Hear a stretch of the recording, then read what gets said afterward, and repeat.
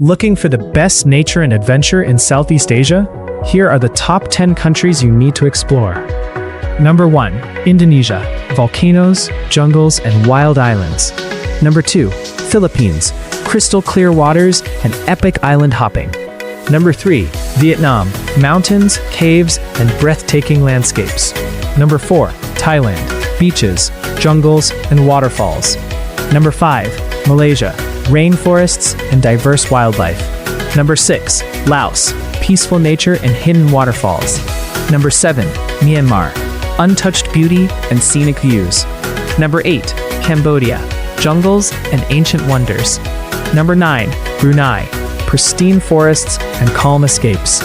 Number 10. Singapore, where nature meets a modern city. Which one would you visit first? Comment below.